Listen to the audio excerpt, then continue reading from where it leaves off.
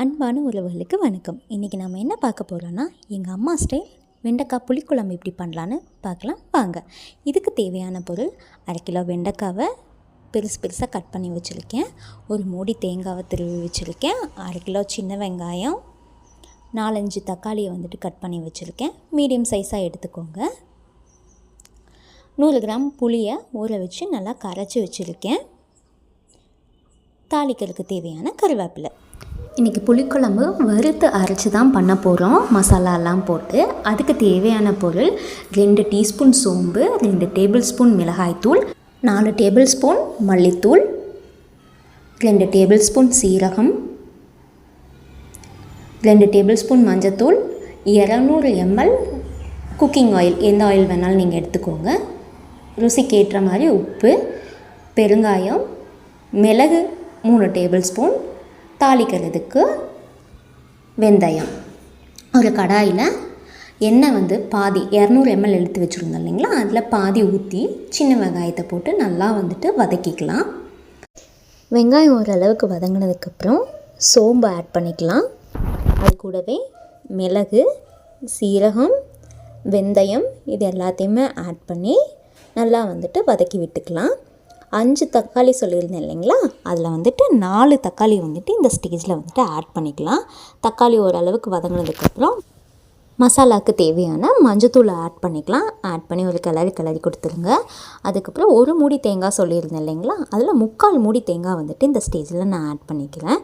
அது கூடவே 4 table spoon கொத்தமல்லி தூள், 2 டேபிள் ஸ்பூன் மிளகாத்தூள் ஆட் பண்ணி சூடு ஆறுனதுக்கப்புறம் எடுத்து அரைச்சி தனியாக வச்சுருங்க.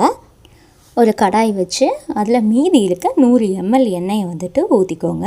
ஊற்றி எண்ணெய் நல்லா சூடானதுக்கப்புறம் கொஞ்சோண்டு தாளிக்கிறதுக்கு தேவையான வெந்தயம் நம்ம ஆட் பண்ணிக்கலாம். வெந்தயம் நல்லா பொன்னிறமாக வந்ததுக்கப்புறம் ஒரு 4-5 சின்ன வெங்காயத்தை நம்ம இது கூட ஆட் பண்ணிக்கலாம்.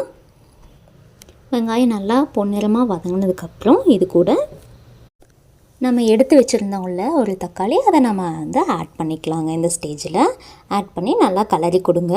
தக்காளி ஓரளவுக்கு வதங்கினதுக்கப்புறம் புளிக்குழம்புக்கு தேவையான உப்பு நம்ம போட்டுக்கலாம். உப்பு போட்டு நல்லா கிளறுங்க. இந்த ஸ்டேஜில் 1 டம்ளர் தண்ணியை ஊற்றி தக்காளி வெங்காயத்தை கொதிக்க விட போகிறோம். அப்புறம் இந்த கிரேவிக்கு தேவையான கொஞ்சோண்டு மஞ்சத்தூள், கொஞ்சோண்டு பெருங்காயத்தூள் ஆட் பண்ணி தண்ணி கொதிக்கும் போது நாம் அரைச்சி வச்சுருந்தோம் இல்லைங்களா, அந்த மசாலாவை நம்ம ஆட் பண்ணிக்கலாம். உங்களுக்கு தேவையான மாதிரி தண்ணி ஆட் பண்ணிக்கோங்க. அதாவது கெட்டியாக வேணும் அப்படின்னா மசாலா மட்டும் ஆட் பண்ணி ஒரு 1/2 டம்ளர் தண்ணி ஊற்றுனீங்கனாலே போதும். எனக்கு ஒரு 7 பேர் சாப்பிட்ற மாதிரி வேணும், அதுக்காக நான் எக்ஸ்ட்ரா தண்ணி ஊற்றிக்கிட்டேன். அதுக்கப்புறம் நம்ம கரைச்சி வச்சுருந்தோம் இல்லைங்களா, புளியை இந்த ஸ்டேஜில் ஆட் பண்ணிக்கோங்க. சைடில் ஒரு கடாய் வச்சு அதில் எண்ணெய் ஊற்றி வெண்டைக்காவை நல்லா கோல்டன் ப்ரௌன் கலரில் நான் பொரித்து எடுக்க போகிறேன். உங்களுக்கு எண்ணெயில் பொரிக்க வேணாம் அப்படின்னா நீங்கள் என்ன பண்ணலான்னா, வெறும் கடாய் வச்சு அதில் வெண்டைக்காவை போட்டு நல்லா வதக்கி புளிக்குழம்பு கூட ஆட் பண்ணிக்கோங்க. வெண்டைக்காய் தான் போடணும்னு இல்லை, நீங்கள் கத்திரிக்காய், சேனக்கிழங்கு எந்த காய் வேணாலும் இதே மெத்தடில் நீங்கள் பண்ணிக்கலாம். இப்போ வெண்டைக்காய் ஓரளவுக்கு ஃப்ரை ஆகிடுச்சு. கொதிச்சிட்ருக்க மசாலாவில் நம்ம ஆட் பண்ணிக்கலாம்.